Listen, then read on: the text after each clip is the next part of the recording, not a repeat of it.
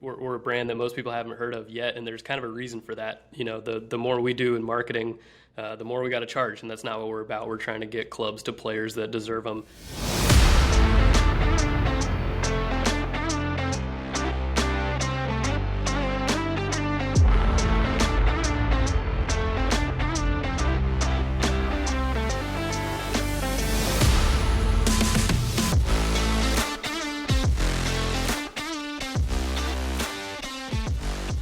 Ladies and gentlemen, welcome to another episode of the Whole Story Podcast. Robbie here. Unfortunately, Jonathan could not be with us today. He's traveling back from St. Louis, and there was some flight trouble, and so he will be missed.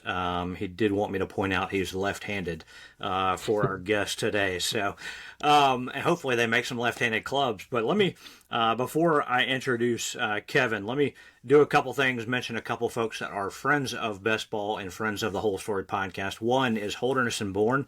We've been working with them for a little over a month or so now, and I'm wearing the hoodie today. It's another one of these incredible days in South Carolina. We don't get many of them. I don't know if there are many of those out in Arizona, where it's hoodie season in August.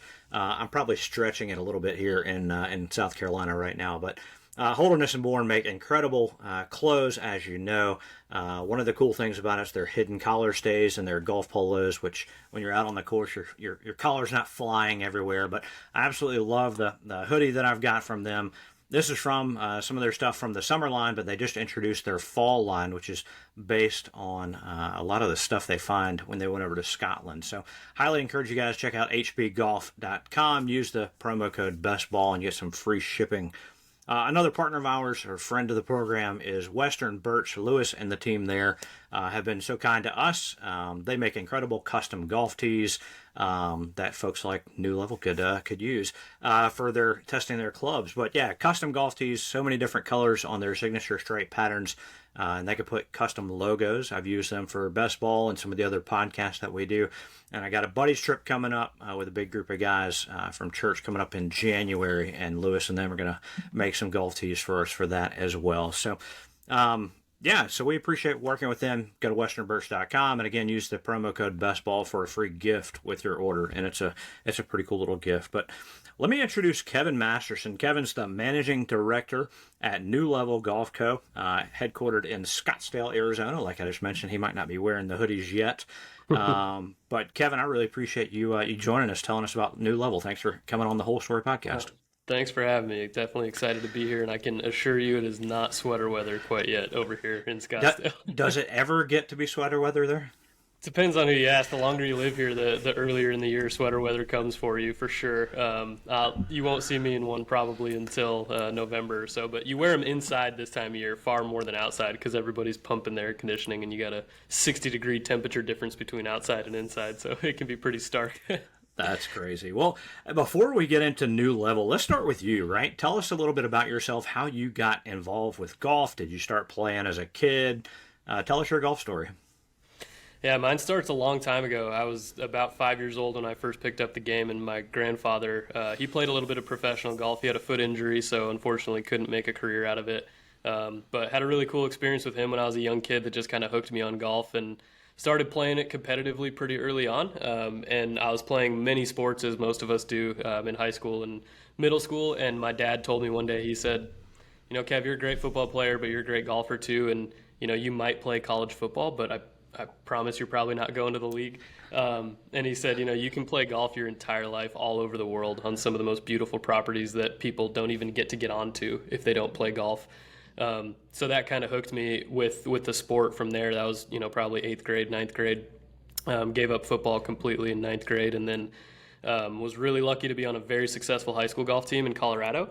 And then moved out to Arizona to teach. I realized pretty quickly that playing professionally is quite the world to live in. So, if you don't shoot sub 65 once a week or so, you're kind of wasting your time in that path. But came out here to teach, and accidentally got a job as an assistant at the course that I was a coach at. And then, my life kind of snowballed from there. I started networking. The current vice president of the PGA, Mr. Don Ray, he was actually the owner of the club that I worked at. So through his connections and networking, Met another head pro, got a job as a first assistant at a country club. Year and a half after that, got a head pro opportunity. So I was a head pro out at a country club for a while. And then, yeah, as I was getting ready to leave that and kind of do something different, I knew I wanted to stay in golf, but not necessarily the green grass business. And one of my students at the time is the nephew of Ryan Moore, and his dad was talking to me about teaching and stuff, and then their adventure with New Level came about. And so I jumped on board with them about 2 years ago, and it's been just an incredible journey so far. We're very excited about where the brand's positioned and the future ahead of us. Yeah, well, let's jump into New Level then. So, according to what I find online, founded in 2018, or that's when it started. A good tagline: "The best clubs you haven't heard of yet." And I know Ryan Moore is one of your players, but give us kind of the origin story of New Level. Sure. Yeah, so it was originally founded by Eric Birch, who has an extensive history in golf. Really, really talented guy, great guy, and really built an awesome foundation for the New Level brand.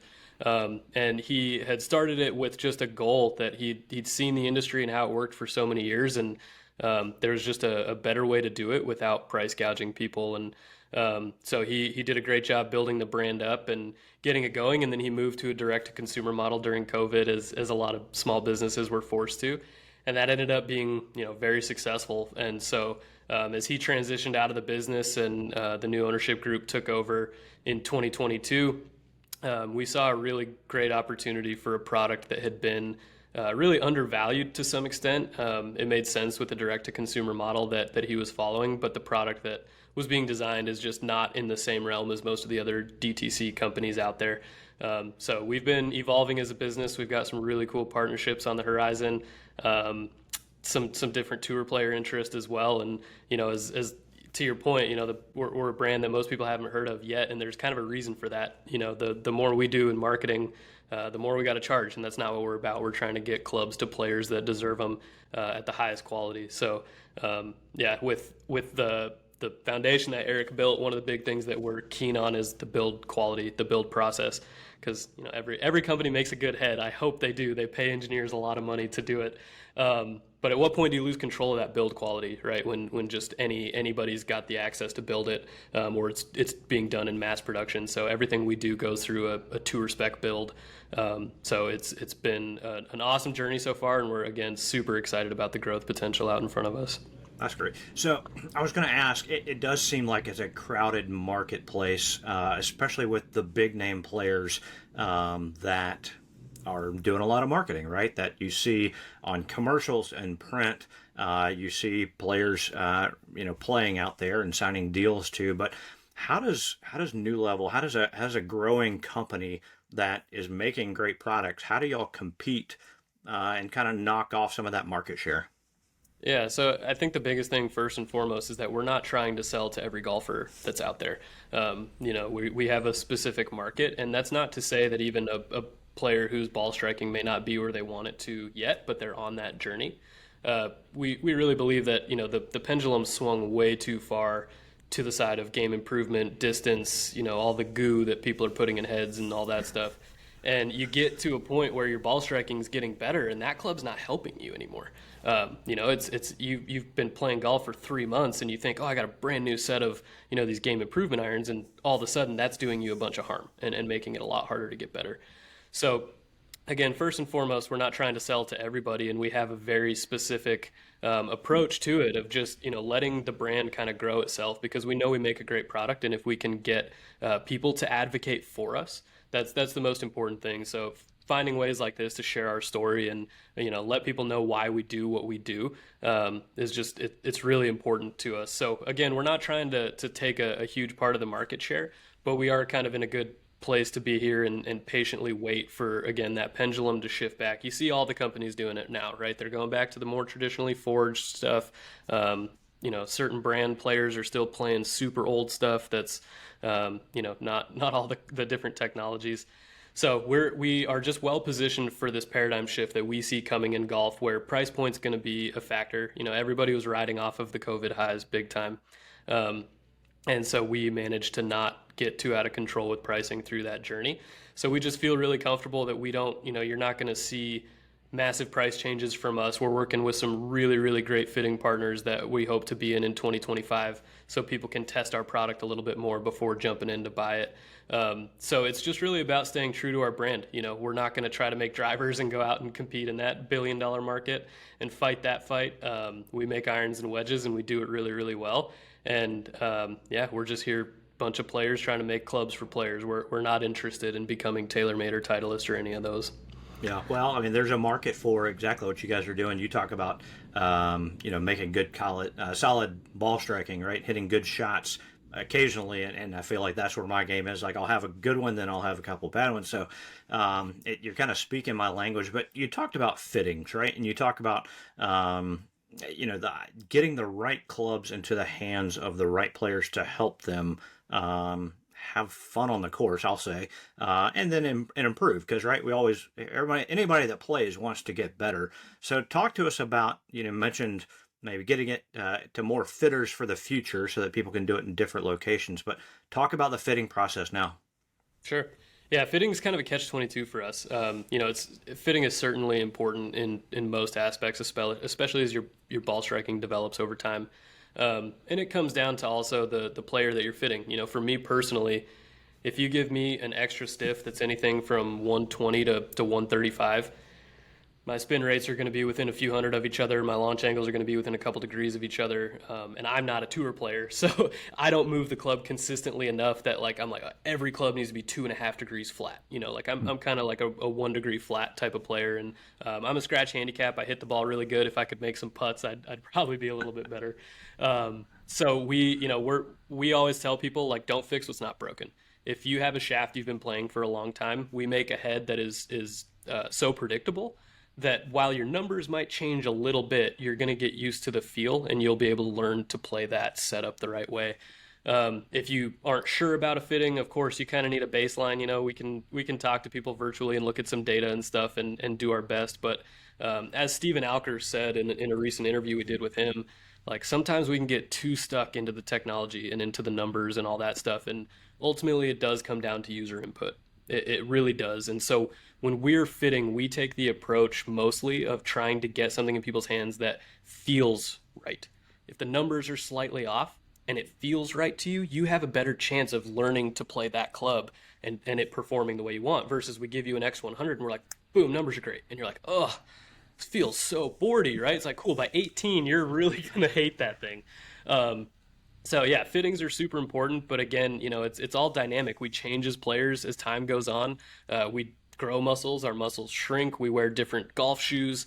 We play in different conditions. There's so many variables that come up with golf that, while important, we don't get so stuck on a fitting that, we believe there is one shaft that a player can play. There's a category of shafts, and we just got to figure out which one kind of feels the best to you and go from there. So it's, I would say the demoing of our club is really where we're trying to expand more. And there's fitting partners that do fittings really well, and we're going to let them keep doing it. The fittings we do at our HQ, we do them really well, full professional studio here. But for most golfers, I would just try to not get stuck too much on it. If you've got a feel that you like, let's stick to that feel. We can match those feels really well with our master builders, and just keep gaming, keep playing, keep working to get better. User input is still the most important thing. Absolutely. I agree completely. Jared Dorfler, one of our friends of the program, we've interviewed him. He makes the Hana golf putters now, so you might need to check those out. That might help your putting game.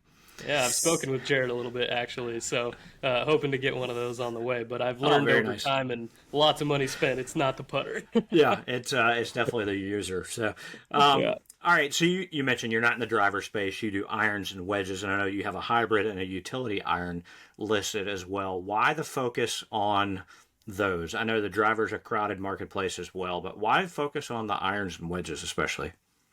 Yeah, I think, the biggest thing with anything utilities and woods these days, or woods specifically these days, just takes a lot of engineering. There's a lot of protected information on those, and I think it was Ping maybe that paid Boeing engineers to help with their driver. And it's one of those things that we feel has gained so much momentum in the golf marketing space, that us getting into that, to do it right, to do it as good or better than other people is going to cost a heck of a lot of money.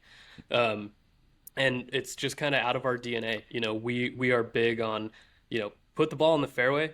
Don't care what color driver you're looking at, what brand it is. Put the ball in the fairway, and give yourself the best chance to hit a green. The more greens you hit, the more two putts you're going to have, and the better scores you're going to shoot. So it really just comes down to it's outside of our DNA. We feel like there's better opportunities for players to collaborate with.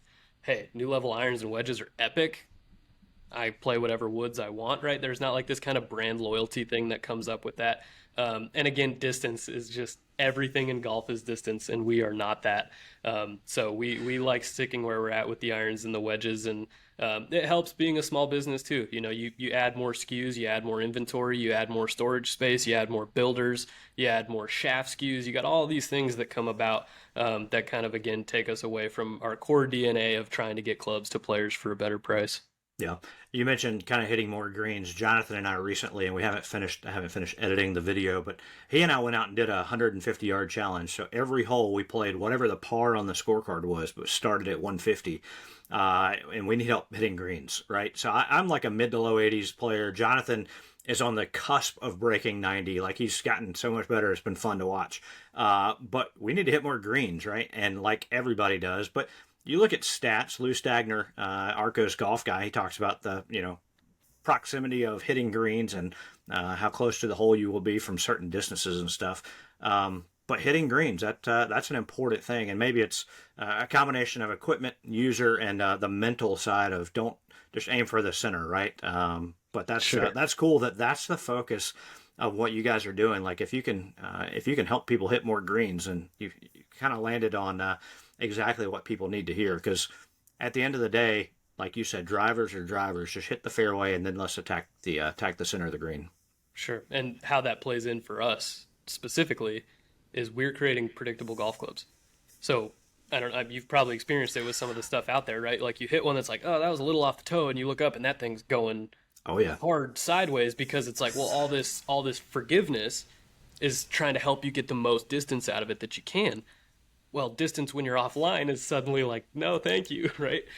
So it's not like we're not sitting here saying like, hey, our clubs are just going to suddenly make you better and make you hit more greens. But on an off-center hit, you're not going to see a wildly surprising golf shot, and it still should have enough spin that it may land in the rough next to the green, but it's not going to kick off down into the junk.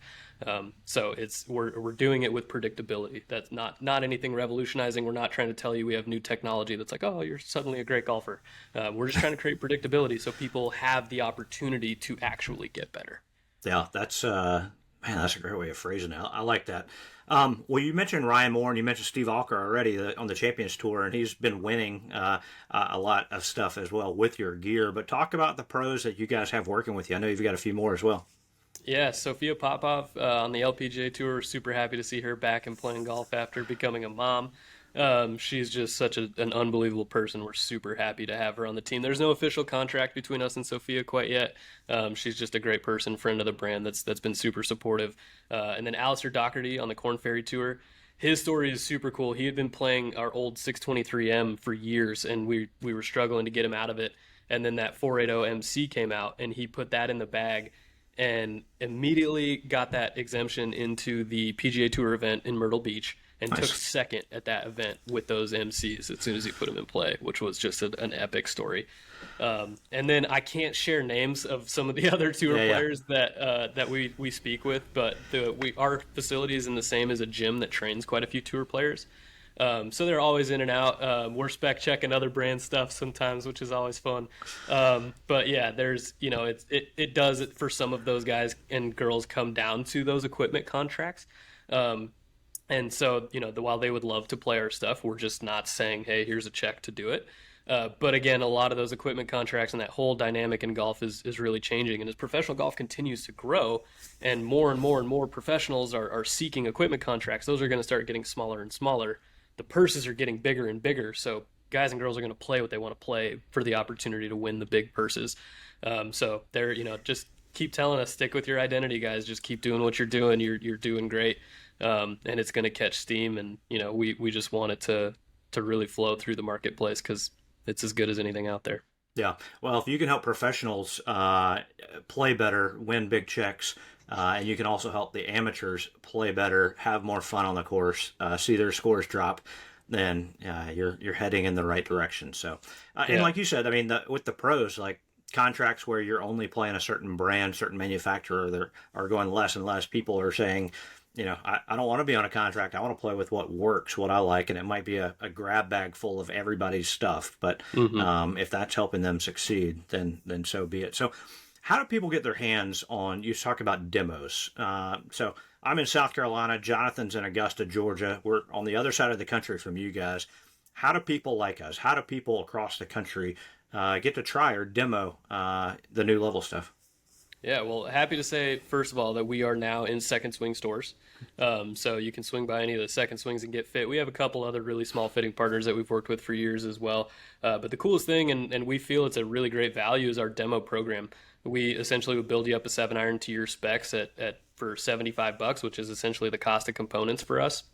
Um, we send that out to you so you get to hit it. If you have questions on your shaft, we'll talk to you through that. But again, don't fix what's not broken.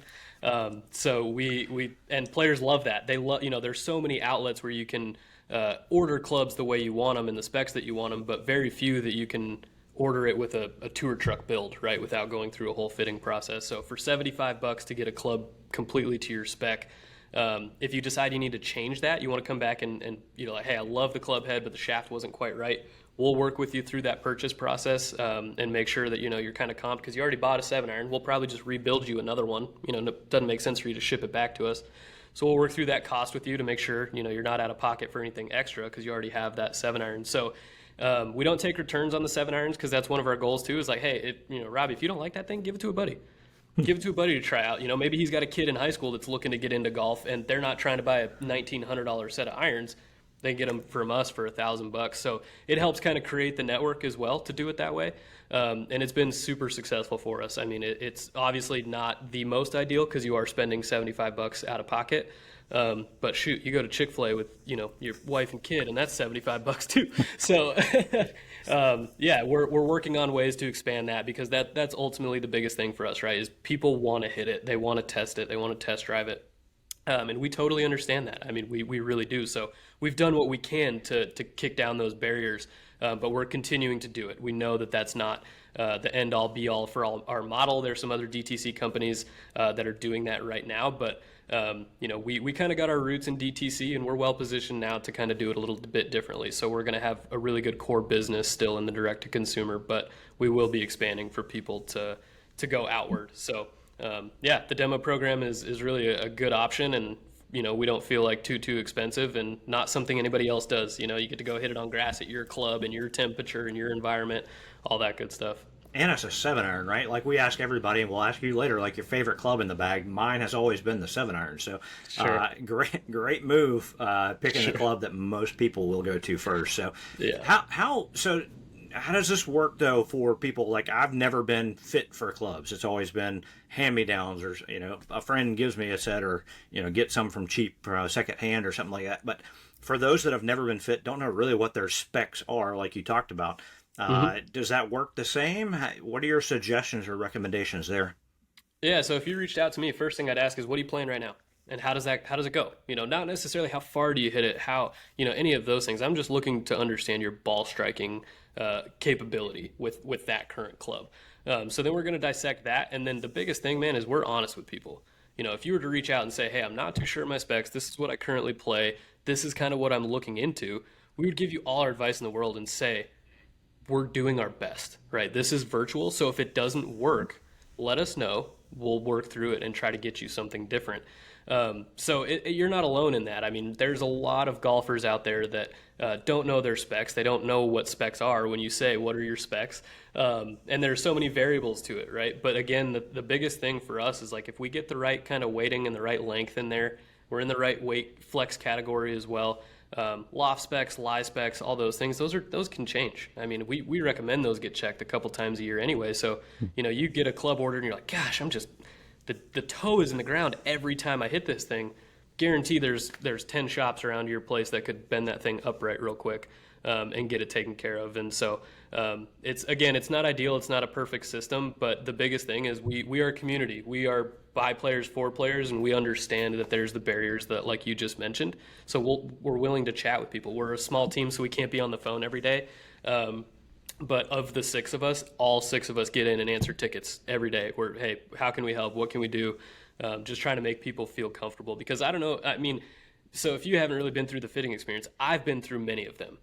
I've left half of them or more, gotten my clubs and been like, this isn't it. You know, there's something weird here.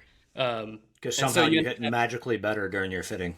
During your fitting, right? And so it's like, okay, and maybe sometimes it's just a little loft tweak, just a little lie tweak, something like that. But I just went through an entire tour fitting process, spent a boatload of money on the clubs and the fitting itself, and now something is still not quite right. So for us, it's like, why not do that with a 7-iron out in grass in your environment, with something you own, with your grip, with all these things, instead of inside a simulator with all these things over your head that you're probably paying $300 for that fitting for anyways. So it's just kind of like, you look at it as like, how do I want to spend my money, right? What do I want out of golf, and how do I want to spend my money with it? And we feel like we sit in kind of a missing place in the market for that.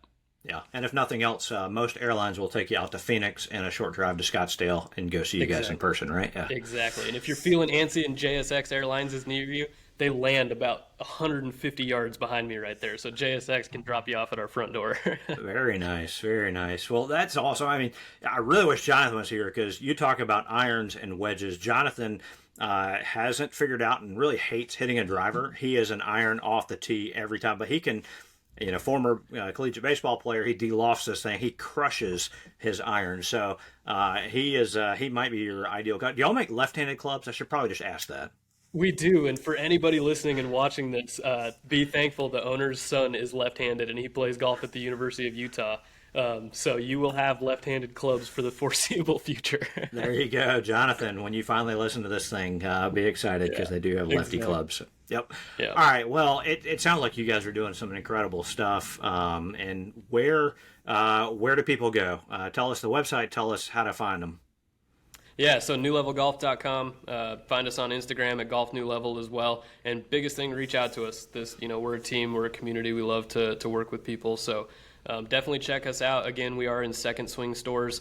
We'll tease this right now. We are going to be in True Spec stores next year, which is really exciting. True Spec is a local company as well, so we're excited to partner with them and, again, kind of fill a segment that they don't have. So I appreciate you having me, Robbie. This has been awesome. I hope we can do it again sometime soon. We got some new, really, really exciting new products coming for 2025. Awesome. So maybe sometime towards the end of the year we do this again and start teasing a little of that. Absolutely. Well, hey man, we're not done yet. So we always cool. ask, okay. if you've listened to the show, we kind of do a little fun thing towards the end here. But first, we always ask, we're a podcast about golf stories and what people are doing in the industry and stuff. But we want to hear, what is your most memorable golf shot? Now, you're really good. I heard you say scratch, and we're a teacher and everything. So it might be hard to narrow it down to that one. But what's your most memorable golf shot? I can remember it very clearly, actually. It was my senior year at state, the state golf championships in Colorado, and that was Wyndham Clark's junior year. So Wyndham's on 18. I didn't play as good as he did, so I'm on 9. We're coming up different sides of the golf course. Are y'all on the team together?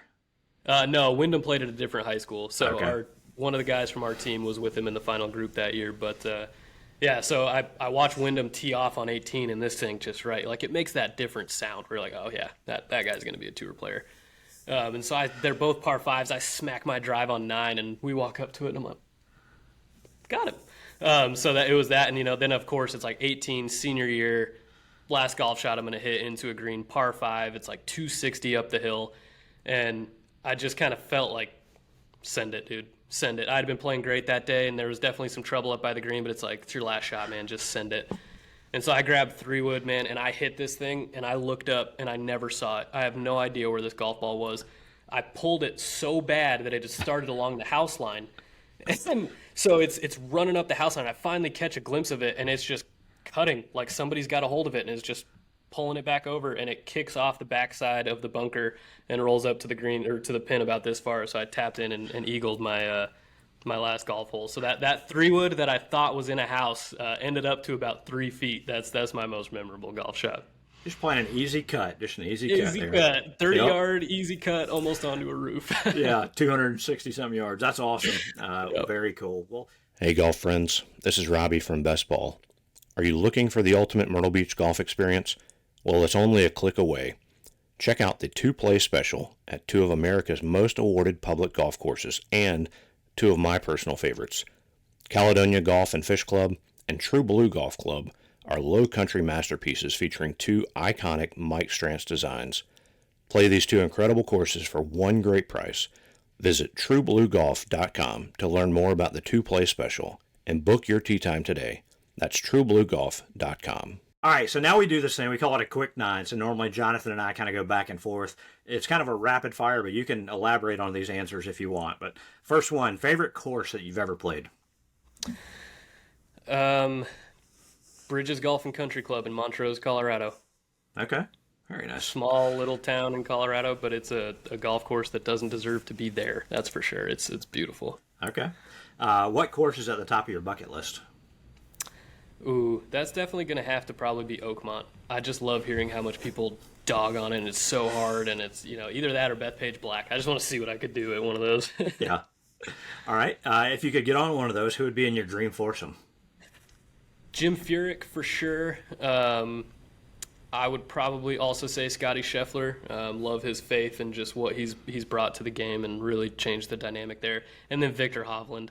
I mean, I could go back to some of those old guys and stuff too, and like there's so many that I would want to play with.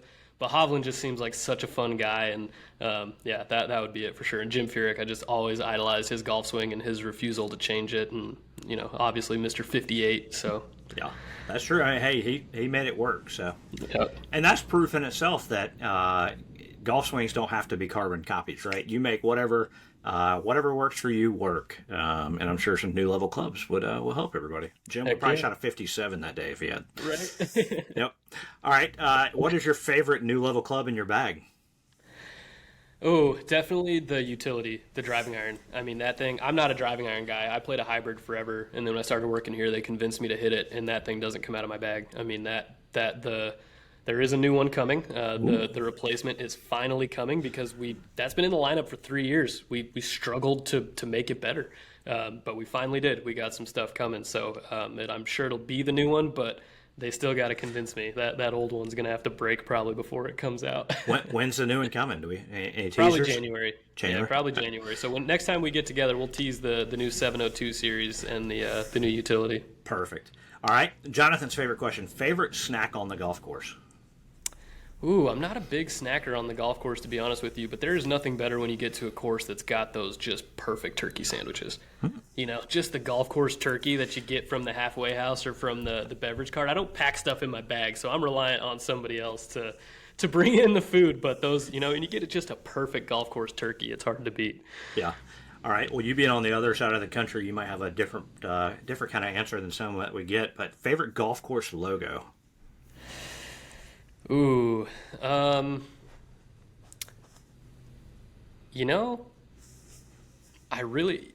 mean, you guys probably may or may not know it, but Silverleaf Golf Club here in Arizona, I just love the simplicity of their logo. And if you kind of know it, you know it, So I'd say it's probably between Silverleaf and Whisper Rock. They both have just these nice little subtle logos that I like. We like subtle, as you can tell here. Yeah, no, that's the classic subtle, like those kind of logos are some of our favorites for sure. Yeah. All right. What is one rule in golf that you would change? One what? Sorry? One rule in golf that you would change? Oh, man, this is going to... Hopefully this creates some engagement for you and creates a big old firestorm of conversation. But hitting out of divots, I just absolutely hate that. I mean, I understand it because it's really hard to regulate, But to me, those guys are professionals. They're held to a very high standard. You say, hey, if everybody in your group agrees that that's in a divot, you get to take it out. I mean, there's nothing worse to me than seeing a guy smash one 320 down the middle of the fairway and hope that he can hit it near the green because of the lie that he ended up with. So that is definitely the one I would change, and a close second would be calling more slow play penalties. Ooh, I like that too. Yeah. I've heard the new level clubs or irons can get you out of a divot really well, though. our turf interaction. I don't know if I ever referenced turf interaction much in my life with golf, but I hear that from people more than I can tell you. So that's great. I mean, we love to hear it, but yeah, it's like, oh, that feels good or doesn't. It's a little diggy, but yeah, turf interaction specifically is a raving fan for us. Nice. All right, you say you've been at New Level for 2 years. What's the best thing about being there? The group of people that we have. I mean, we just have a really, really committed team. We're lean and we're mean.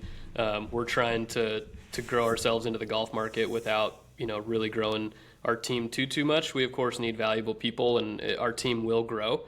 But we're not looking to hire people, just to make something easier on somebody else. We really are just a tight-knit group of friends. I mean, we really are all very close friends. We hang out outside of work. We spend 10, 12 hours a day in this shop together.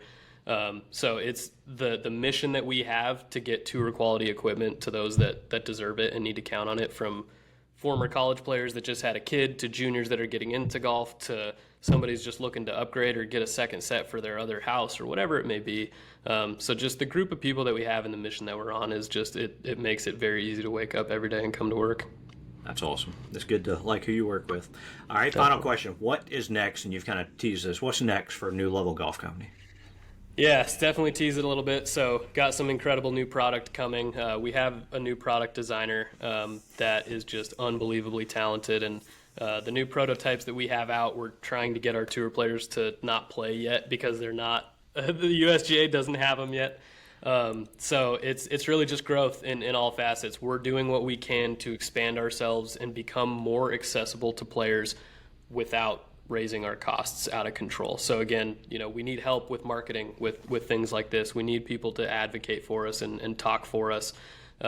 So again, we're trying to make it more accessible to you without you having to pay for a commercial that we shot for Rory. So that's the goal and that's the future. We're not going to change. We will not waver from that. We will not spend absurd marketing dollars just to get our name out there. We can patiently wait and let ourselves grow that way. Yeah, doing the right thing the right way. I like it. Well, Kevin, yes, thank you again so much for joining us on the Whole Story podcast. Thanks to the New Level Golf Company social media team. If it's a crowd of 6 over there, it might be you, for helping to set this up. But everybody needs to go check out newlevelgolf.com. Try the demo program. Get you a 7-iron. It's not too expensive there. Get you a 7-iron, test it out, compare it with what you got, and if you like it, I bet they can build a few more around that 7-iron. So, Kevin, thanks for joining us today. Happy to do it. Thank you so much. We'll talk to you again. Yeah, man. And for myself and Kevin and Jonathan, who's not here, this is Robbie. Been listening to another episode of the Whole Story Podcast.